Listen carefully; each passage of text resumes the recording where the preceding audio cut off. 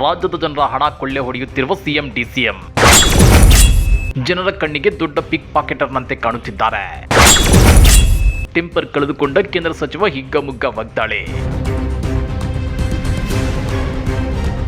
ರಾಜ್ಯದ ಜನರ ಹಣವನ್ನ ಕೊಳ್ಳೆ ಹೊಡೆಯುತ್ತಿರುವ ಮುಖ್ಯಮಂತ್ರಿ ಸಿದ್ದರಾಮಯ್ಯ ಹಾಗೂ ಡಿಸಿಎಂ ಡಿಕೆ ಶಿವಕುಮಾರ್ ಅವರು ಜನರ ಕಣ್ಣಿಗೆ ದೊಡ್ಡ ಪಿಕ್ ಪಾಕೆಟರ್ಗಳಂತೆ ಕಾಣುತ್ತಿದ್ದಾರೆ ಅಂತೇಳಿ ಕೇಂದ್ರ ಸಚಿವ ಪ್ರಹ್ಲಾದ್ ಜೋಶಿ ಟೀಕೆ ಮಾಡಿದ್ದಾರೆ. ಆದರೆ ಪ್ರಹ್ಲಾದ್ ಜೋಶಿ ಅವರಿಗೆ ಕೇಂದ್ರ ಸರ್ಕಾರದ ಬೆಲೆ ಏರಿಕೆ ಯಾಕೆ ಕಾಣಿಸುತ್ತಿಲ್ಲ?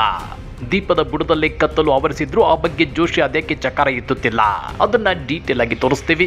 ಆದ್ರೆ ಅದಕ್ಕಿಂತ ಮೊದಲು ಹಲೋ ಕನ್ನಡ ಯೂಟ್ಯೂಬ್ ಚಾನಲ್ ಅನ್ನ ಸಬ್ಸ್ಕ್ರೈಬ್ ಮಾಡ್ಕೊಳ್ಳಿ. ಹಾಗೇನೇ ಪಕ್ಕದಲ್ಲಿರೋ ಬೆಲ್ ಬಟನ್ ಅನ್ನು ಪ್ರೆಸ್ ಮಾಡಿ. ಕೇಂದ್ರ ಸರ್ಕಾರ ಪೆಟ್ರೋಲ್, ಡೀಸೆಲ್, ಎಲ್ಪಿಜಿ ಸಿಲಿಂಡರ್ ಸೇರಿದಂತೆ ಸಾಕಷ್ಟು ಅಗತ್ಯ ವಸ್ತುಗಳ ಬೆಲೆಗಳನ್ನು ಗಗನಕ್ಕೇರಿಸಿ ಕೂತಿದೆ. ಬೆಲೆಗಳನ್ನ ಬೇಕಾಬಿಟ್ಟಿ ಏರಿಸಿ ಬಡವರ ಬದುಕಿನ ಮೇಲೆ ಬರೆ ಹಾಕ್ತಿದೆ. ಮತ್ತೊಂದು ಕಡೆ ಶ್ರೀಮಂತರ ಲಕ್ಷಾಂತರ ಕೋಟಿ ರೂಪಾಯಿ ಸಾಲ ಮನ್ನಾ ಕೂಡ ಮಾಡಿದೆ.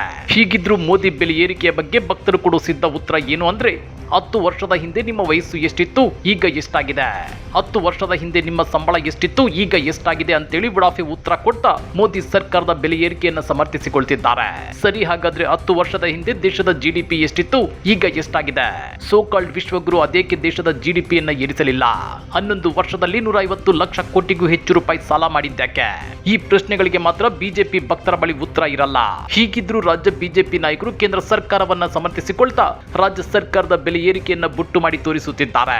ಅಂತವರಲ್ಲಿ ಕೇಂದ್ರ ಸಚಿವ ಪ್ರಹ್ಲಾದ್ ಜೋಶಿ ಕೂಡ ಒಬ್ರು.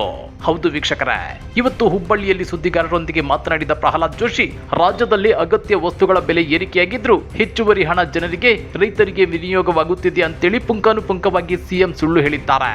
ಜನರೆದುರು ಸುಳ್ಳು ಹೇಳಲು ನಿಮಗೆ ನಾಚಿಕೆ ಆಗುತ್ತಿಲ್ವೇ ಅಂತೇಳಿ ಕಿಡಿಕಾರಿದ್ದಾರೆ. ಆದ್ರೆ ಇಲ್ಲಿ ಗಮನಿಸಬೇಕಾದ ಅಂಶ ಏನಂದ್ರೆ, ಹೆಚ್ಚುವರಿ ಬೆಲೆ ಏರಿಕೆ ಹಣ ರೈತರಿಗೆ ವಿನಿಯೋಗವಾಗ್ತಾ ಇರೋದು ಅಕ್ಷರಶಃ ನಿಜ. ಹೀಗಿದ್ರೂ ಕೇಂದ್ರ ಸಚಿವ ಪ್ರಹ್ಲಾದ್ ಜೋಶಿ ರಾಜ್ಯ ಸರ್ಕಾರದ ವಿರುದ್ಧ ಕಿಡಿಕಾರಿರೋದು ರಾಜಕೀಯ ದುರುದ್ದೇಶದ ನಡೆಯಷ್ಟೇ.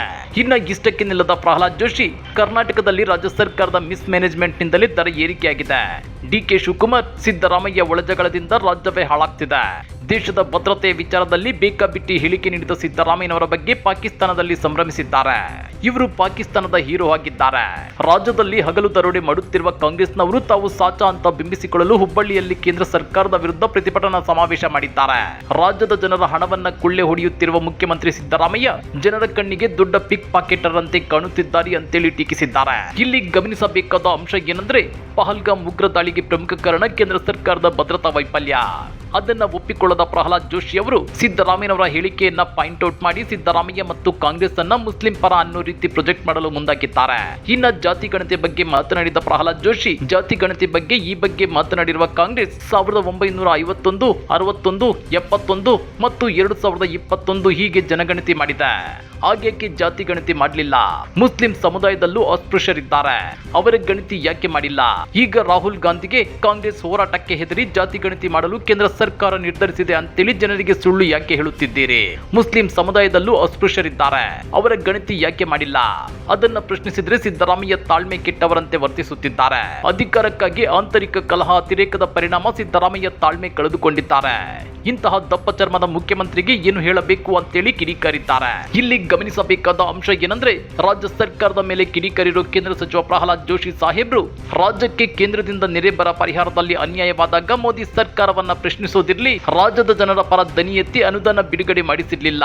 ಜಿಎಸ್ಟಿ ಪಾಲಲ್ಲಿ ಕರ್ನಾಟಕಕ್ಕೆ ಕೇಂದ್ರದಿಂದ ಪ್ರತಿ ವರ್ಷ ತಾರತಮ್ಯವಾಗ್ತಿದ್ರು, ಈ ಬಗ್ಗೆ ಚಕಾರ ಎತ್ತಲ್ಲ.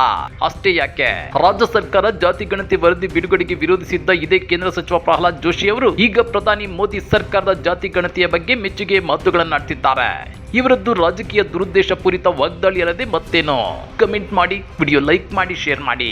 ಇಂಥ ಮತ್ತಷ್ಟು ರೋಚಕ ರಾಜಕೀಯ ಸುದ್ದಿಗಳನ್ನ ಮಿಸ್ ಮಾಡದೆ ನೋಡಬೇಕು ಅಂದ್ರೆ ಹಲೋ ಕನ್ನಡ ಯೂಟ್ಯೂಬ್ ಚಾನಲ್ ಅನ್ನ ಸಬ್ಸ್ಕ್ರೈಬ್ ಮಾಡ್ಕೊಳ್ಳಿ.